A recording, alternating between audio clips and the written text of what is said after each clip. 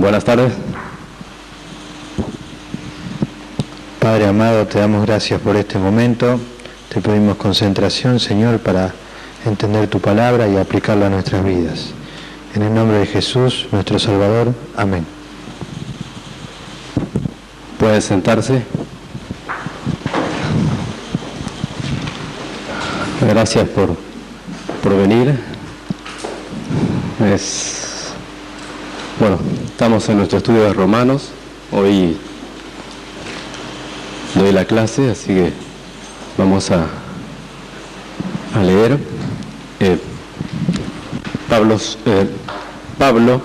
Romanos 1.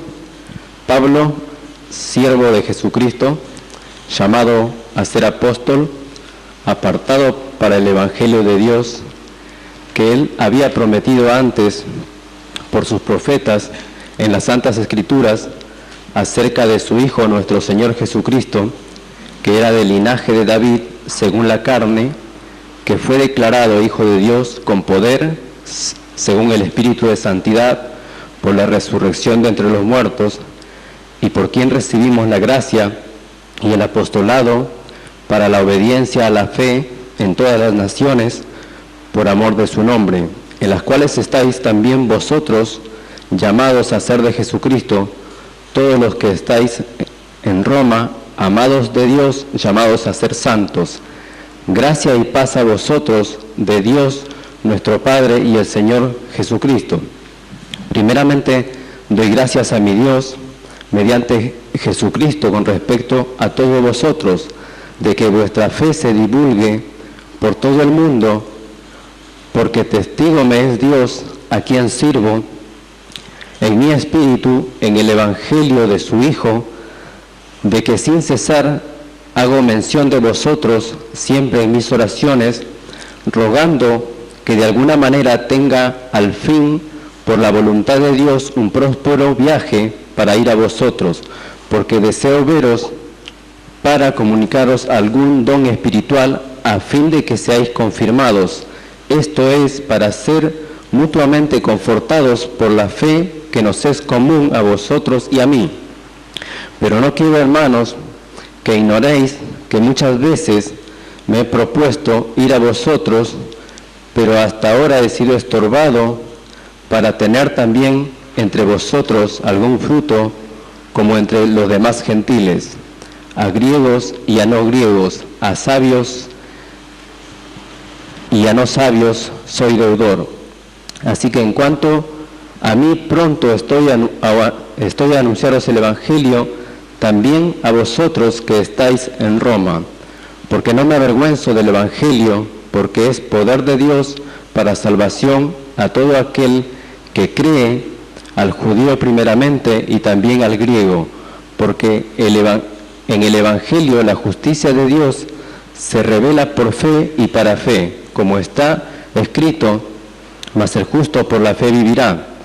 Porque la ira de Dios se revela desde el cielo contra toda impiedad e injusticia de los hombres que detienen con injusticia la verdad, porque lo que de Dios se conoce les es manifiesto, pues Dios se lo manifestó, porque las cosas invisibles de Él, su eterno poder y deidad, se hacen claramente visibles desde la creación del mundo, siendo entendidas por medio de las cosas hechas, de modo que no tienen excusa.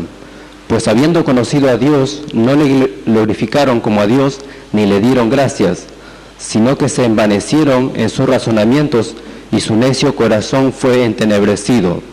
Profesando ser sabios, se hicieron necios, y cambiaron la gloria de Dios incorruptible en semejanza de imagen de hombre corruptible, de aves, de cuadrúpedos y de reptiles, por lo cual también Dios los entregó a la inmundicia en las concupiscencias de sus corazones, de modo que deshonraron entre sí sus propios cuerpos, ya que cambiaron la verdad de Dios por la mentira, honrando y dando culto a las criaturas antes que al Creador, el cual es bendito por todos los siglos.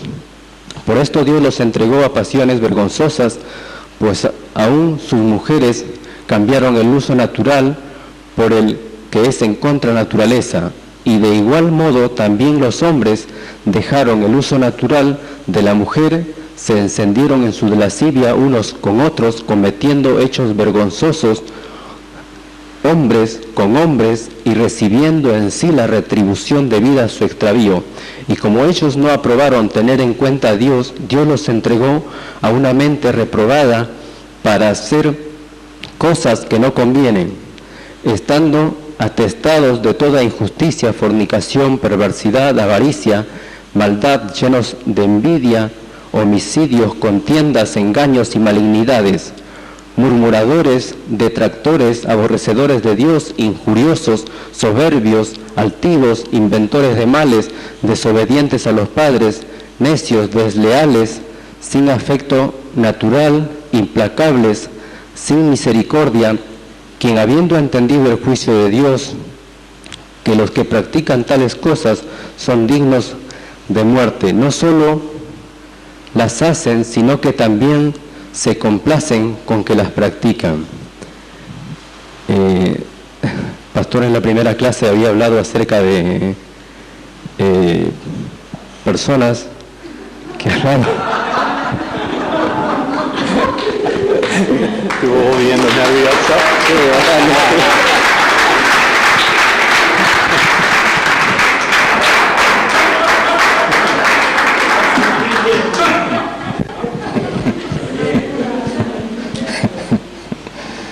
Caliente bajo las luces, ¿no?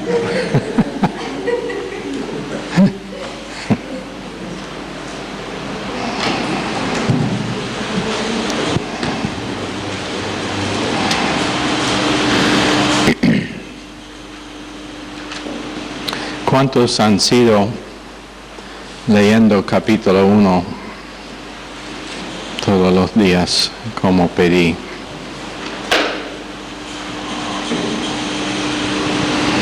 No hay nada nuevo bajo el sol, dice Proverbios.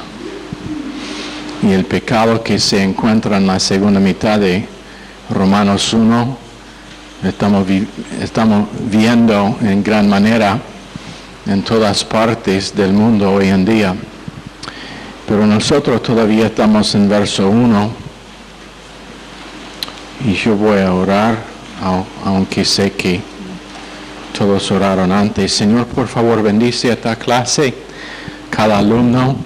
Ayúdanos, Señor, a entender la importancia de tu palabra, no solamente como un tema que estudiamos, pero como algo que realmente puede cambiar nuestras vidas, algo que puede llegar a dar definición a nuestro marco de referencia, algo que nos puede servir como protección, algo que nos puede cubrir, algo que nos puede guiar, algo que nos puede instruir cuando en los momentos difíciles de nuestras vidas nadie tiene respuestas. Tú tienes una respuesta, Señor.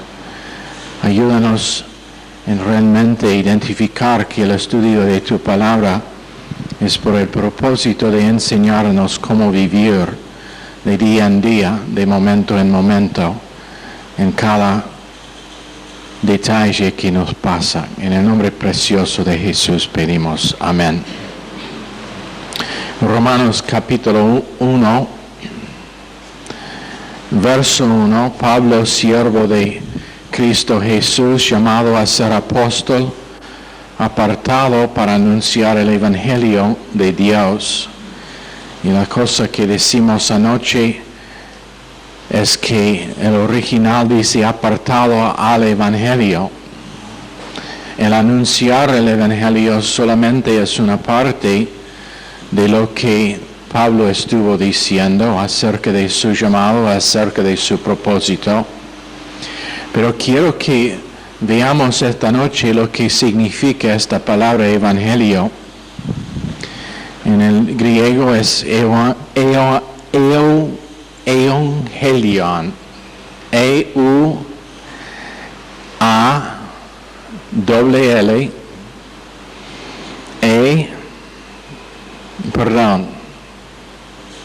E-U-A-G A-L-I-O-N.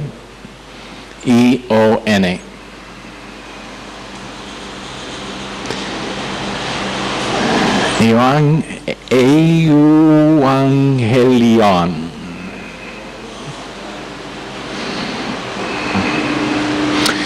Y significa lo siguiente: número 1, recompensa para buenas nuevas. Segunda cosa que significa es las buenas nuevas mismas. Específicamente, en el Nuevo Testamento, las buenas nuevas del reino de Dios, pronto para estar establecido, y también de Jesucristo, el Mesías, el que es el fundador de ese reino. No olviden que los judíos son los a quien Cristo vino inicialmente. No olviden que el propósito de Dios nunca cambia. Cuando Él decide algo, es eterno lo que Él decide, no como nosotros. Nosotros, la mayoría de nosotros, decidimos que vamos a hacer algo cuando estamos enfrentados con dificultades o obstáculos. Cambiamos nuestro propósito, cambiamos lo que es que vamos a hacer. No sé cuántos, cuando yo estuve en la universidad estudiando, fue una universidad de ciencia, y muchos abandonaron su curso allá porque la ciencia fue demasiado difícil. Decidieron que iban a cambiar su carrera. Muchos creyentes viven así. Cuando Dios les muestra lo que es el plan para sus vidas y están enfrentados con dificultades, cuando Dios da una visión personal y se enfrentan dificultades, ellos cambian lo que han empezado a hacer. Dios no.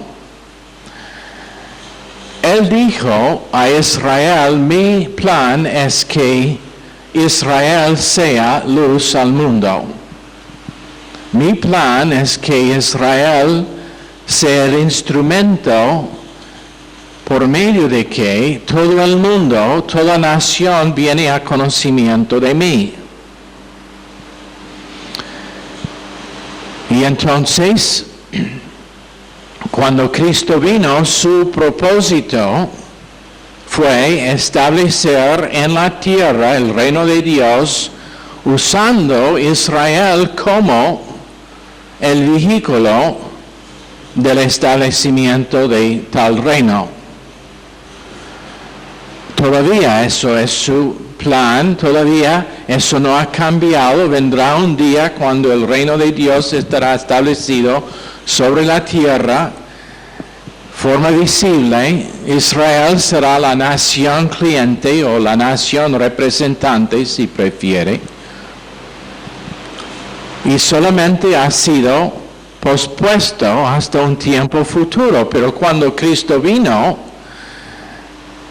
si Israel hubiera respondido, el reino hubiera sido establecido en ese tiempo. Ahora uno empieza a preguntar, entonces, ¿Dios no sabía que Israel le iba a rechazar a Cristo? Por supuesto, por supuesto. Pero su calendario no es igual que nuestro.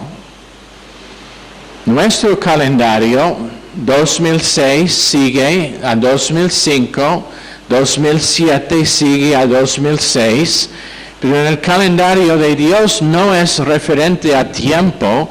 Entonces, cuando Él vino, Él estableció las premisas del reino, y para finalizar su reino todavía es futuro, con hasta ahora 2000 años, periodo de intervalo, mientras que Israel no está siendo usado por Dios, pero los gentiles todavía están siendo alcanzados por medio de Israel, como por medio de Israel. ¿Quiénes fueron los apóstoles? Judíos. Nacionalmente no, pero él usó judíos, 12 de ellos, con 12 puso el mundo patas arriba y hasta hoy día está cumpliendo su propósito en ganar el mundo gentil a Cristo.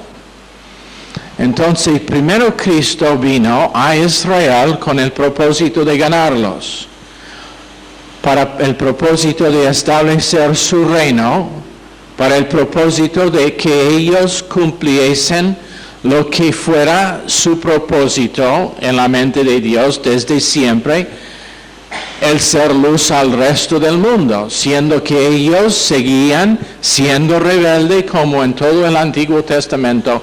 Eso en ninguna forma fue un obstáculo al cumplimiento del propósito de Dios. Pero que entiendan lo que estoy diciendo. Entonces él vino con las buenas noticias o el evangelio del reino.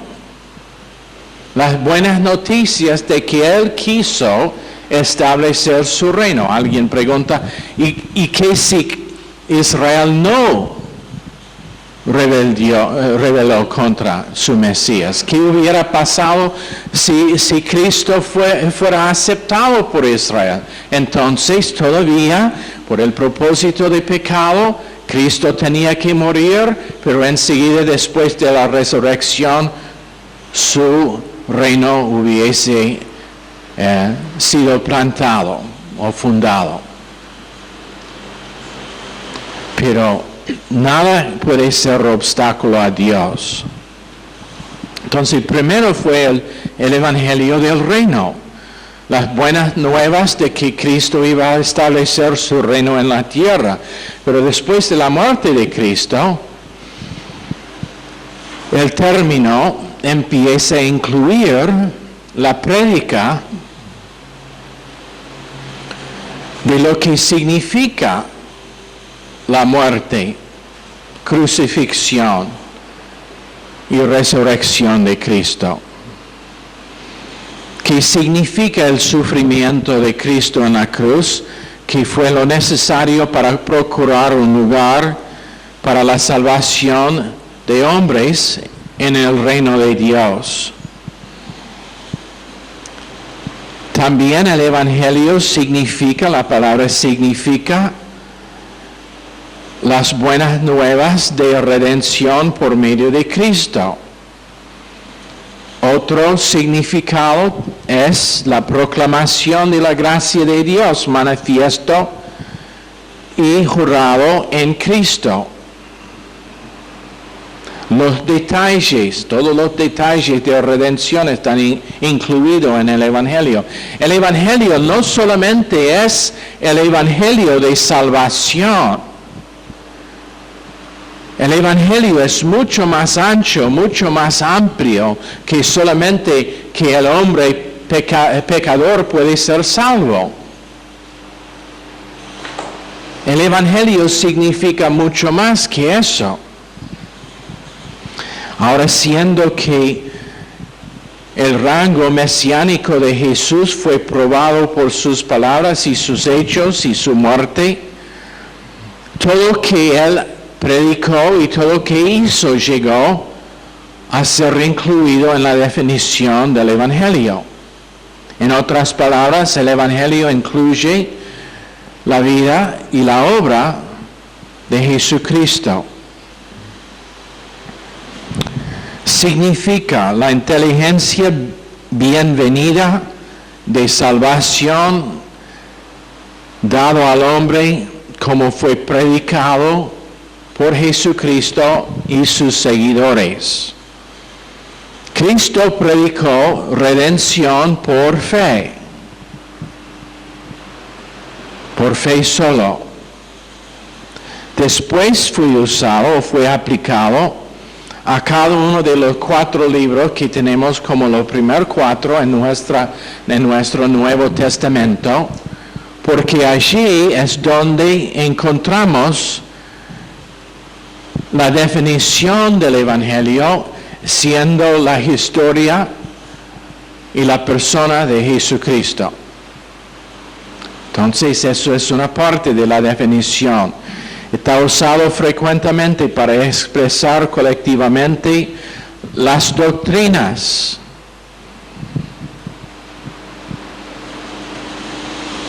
Del Evangelio. Y el término predicar el Evangelio frecuentemente está usado para incluir no solamente la proclamación de buenas nuevas, pero la enseñanza que hombres o como hombres pueden aprovechar el Evangelio o los efectos de salvación. La declaración de todas las verdades, preceptos y fines de una vida en Cristo. Eso es parte del Evangelio. En las Escrituras vemos que el Evangelio está nombrado el Evangelio del Reino, como en Mateo capítulo 4, verso 23. Recorrió Jesús toda Galilea enseñando en las sinagogas de ellos y predicando el Evangelio del Reino. ¿Y qué fue el Evangelio del Reino? El Evangelio, las buenas nuevas del Evangelio del Reino es que el Rey fue en su medio de ellos. Que el Rey había llegado. Eso fue el Evangelio, las buenas nuevas del Reino, que el Rey llegó, pero fue rechazado. También el Evangelio de la gracia de Dios en Hechos capítulo 20. Verso 24 dice, pero de ninguna cosa hago caso ni estimo preciosa mi vida para mí mismo, con tal que acabe mi carrera con gozo y el ministerio que recibí del Señor Jesús para dar testimonio del Evangelio de la gracia de Dios. En Romanos 1, 16 está nombrado el Evangelio de Cristo, donde en el verso que Fernando leía, no me avergüenzo del Evangelio, porque es poder de Dios para salvación a todo aquel que cree, al judío primeramente y también al griego. Es el Evangelio de paz en Efesios 6:15, donde tenemos nuestros pies calzados con el Evangelio de la paz. Las buenas nuevas de que nosotros podemos caminar de día en día con paz con nuestro Padre Celestial, y por causa de tener paz con nuestro Padre Celestial, podemos tener paz en otras relaciones también. Calzado con el Evangelio de paz, buenas nuevas, de que no hay argumento ahora entre nosotros y Dios, caminando en la verdad de que Dios nos aprueba por causa de Cristo. Esa es buena nueva.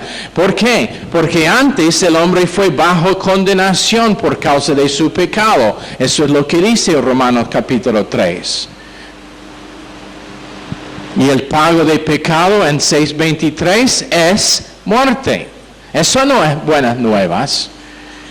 Pero el don de Dios es vida eterna en Cristo Jesús. Ahí es el Evangelio. Después, en 2 de Corintios 4:4, es el Evangelio glorioso, en lo cual el Dios de este siglo cegó el entendimiento de los incrédulos, para que no les resplandezca la luz del Evangelio de la gloria de Cristo, el cual es la imagen de Dios. Pero en realidad debe ser el glorioso Evangelio de Jesucristo. Y es un Evangelio glorioso. Piénsenlo. Todos los millones y millones de personas en este momento son 6,000 millones de personas en la faz de esta tierra, y cada uno de ellos fueron destinados a una eternidad sin Dios, pero el glorioso evangelio es que cada uno puede ser salvo por un acto simple de confianza en lo que Cristo hizo por ellos. Entonces, glorioso. También en 1 de Timoteo 11, según el glorioso evangelio del Dios bendito, que a mí me ha sido encomendado. Pero en Apocalipsis capítulo 14, verso 6, es el evangelio eterno. Vi volar por en medio del cielo a otro ángel que tenía el evangelio eterno para predicarlo a los moradores de la tierra, toda nación, tribu, lengua y pueblo. ¿Por qué es un evangelio eterno? Una vez que estamos en el cielo, ¿por qué vamos a necesitar más el evangelio? Todos van a ser salvos allá. Y entonces, ¿por qué es un evangelio eterno? Porque nosotros vamos a estar contando y recordando durante toda la eternidad los efectos del evangelio de gracia hacia nosotros. Durante toda la eternidad vamos a pasar el tiempo. ¿A cuántos les gusta pasar tiempo contando historias? Si sean chistosos, si sean de suspenso o lo que sea, pero a mí me gusta contar historias, pero especialmente las historias contando lo que es que la gracia de Dios hizo por nosotros. Por mí mismo, personalmente. ¿Y sabe lo que será la eternidad? Vamos a tener un rap grande y allá, y uno por uno, gente van a ponerse de pie y van a contar su historia personal. No estará aburrido, todos van a ser contadores de historia fabulosos, van a poder animar a toda la gente allá, y después de cada historia aplausa por el evangelio eterno. Será eterno porque va a costar toda la eternidad para contar las historias, y si pasamos todas las historias de toda persona en el cielo, al fin de ese tiempo vamos a volver a empezar de nuevo. Nadie va a decir, oh, hemos escuchado esa historia antes. No, van a decir, cuénteme de nuevo la historia de la gracia de Dios que te rescató de cómo era. ¿Lo entienden? Entonces es evangelio eterno. En Efesios 1:13 es el evangelio de salvación. En él también vosotros, habiendo oído la palabra de verdad del evangelio de vuestra salvación, y habiendo creído en él, fuisteis sellados con el Espíritu Santo de la promesa. Habiendo oído, y tu versión dice la palabra de verdad y el evangelio de vuestra salvación, las buenas nuevas de vuestra salvación o de su salvación. Para ustedes que no hablan el idioma de la Reina Valera, para su salvación, el evangelio de su salvación no es el evangelio solamente de su prójimo, pero es el evangelio de su salvación de cada uno de nosotros. Es nuestro personal, y nosotros tenemos una salvación que es personal para cada uno de nosotros. Entonces es salvación, el evangelio de la salvación. En Marcos 6:15 debe estar predicado a toda criatura, y por causa de que la historia de este mundo es la historia de la prueba que Dios ha puesto sobre su creación, y como ellos han fallado, ellos fracasaron bajo inocencia, ellos fracasaron bajo conciencia, ellos fracasaron bajo gobierno humano, ellos fracasaron bajo la familia, ellos fracasaron bajo el reino de Dios por medio de hombres, ellos fracasaron en todo caso, inclusive durante la dispensación de la gracia. La iglesia no ha cumplido con lo que era su mandato por Dios. La última cosa que dijo Jesús antes de ascender al cielo, ¿qué fue? Ir,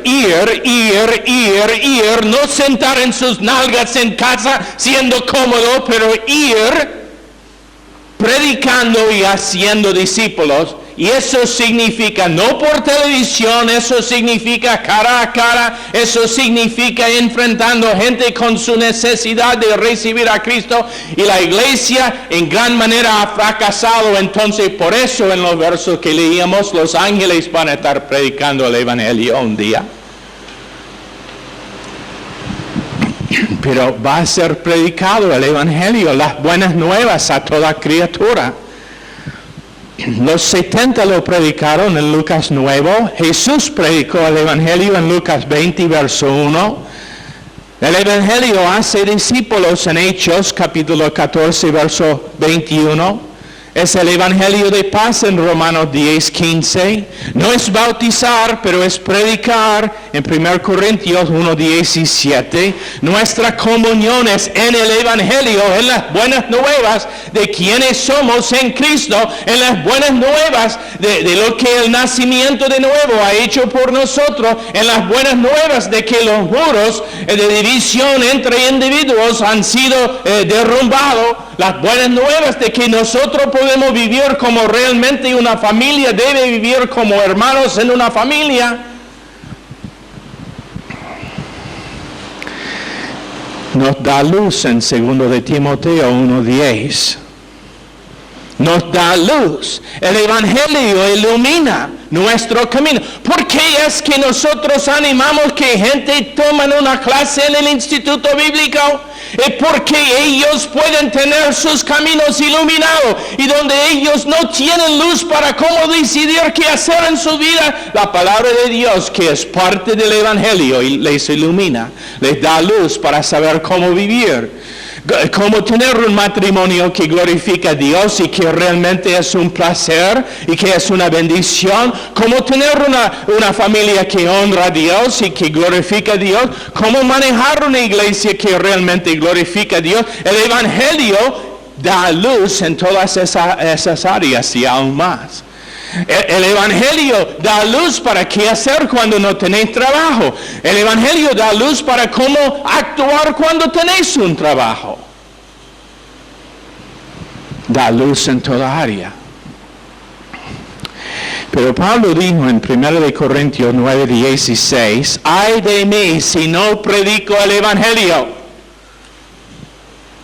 Ay de mí si no predico el evangelio. Y en Gálatas 1:8, que dice, anátema, maldito eternamente, la persona que cambia el evangelio, que hace que el evangelio, que es otro que por medio de la gracia gratuita de Dios, que cambia el evangelio y que hace que es algo en que individuos tienen que cumplir para merecer la salvación. Les voy a decir algo. El infierno va a ser lleno de gente religiosa. ¿Sabe por qué? Cambiaron el evangelio glorioso de redención, que es por gracia, que es por medio de fe, que es completamente el acto de Dios, y lo cambiaron en otra cosa. Diluyeron la pureza del evangelio. Diluyeron lo que la palabra de Dios dice acerca de cómo vivir como creyente, que es por fe. Ellos minimizaron el evangelio, diciendo que sí, somos salvos por gracia, pero después hay que hacer. Y en 1 de Pedro 4:17, ¿qué puede ser el fin de ellos que no obedecen el evangelio? Eso es el por qué lo predicamos. Eso es el por qué lo enseñamos. Eso es el por qué intentamos instruir, que estamos en el instituto bíblico para estar discipulados, no solamente para llenar la cabeza con buena información, pero para aprender a vivir una vida que no es nuestra, pero es de Cristo, que el evangelio dice que podemos vivir. Las buenas nuevas del evangelio me dice que yo puedo manifestar a la persona que no es amable el amor incondicional de Dios.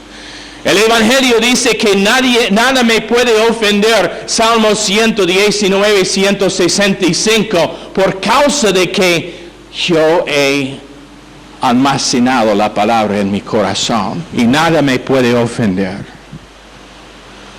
El Evangelio me dice que cuando uno es equivocado, mi enfoque no es su error, mi enfoque es que hay una solución por el error y es a la pie de la cruz de Calvario. El Evangelio me instruye en cómo elegir un novio o novia. El Evangelio me enseña cómo comportar en un noviazgo. El Evangelio me proteja. El Evangelio me da lo que necesito cuando es tiempo para casarme, para tener un matrimonio que glorifica a Dios. El Evangelio me enseña cómo criar mis hijos para que ellos tienen sus vidas protegidas. El Evangelio es glorioso. El Evangelio establece el reino de Dios en mi corazón, aunque no es el reino visible en la tierra. Por eso Pablo dijo, apartado al Evangelio, su vida fue el Evangelio. Su vivir fue nada más que manifestar otra faceta del Evangelio. Cuando él fue encarcelado, el Evangelio le dio algo en que podría cantar. Sabe que aún un cárcel no puede detener a una persona que conoce el Evangelio. Las buenas nuevas de que Dios es mi amo, Dios es mi dueño, Dios tiene control de mi vida en toda área, Dios está controlando lo que me pasa. Cuando hay cosas negativas que vienen, están por el propósito de que yo pueda glorificar a Dios bajo prueba. Eso es el Evangelio.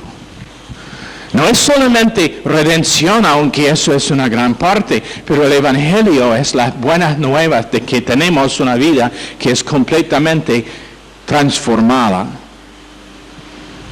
Que no somos ciudadanos de esta tierra más. Nuestra ciudadanía es de arriba, es celestial. Somos ciudadanos de un lugar, de un país lejano y solamente estamos visitando aquí en la tierra como embajadores y como embajadores que tienen la carga y la responsabilidad de comunicar el Evangelio. Señor, bendice esta clase al corazón de cada persona esta noche. Pedimos en el nombre precioso de Jesús. Amén. Están despedidos.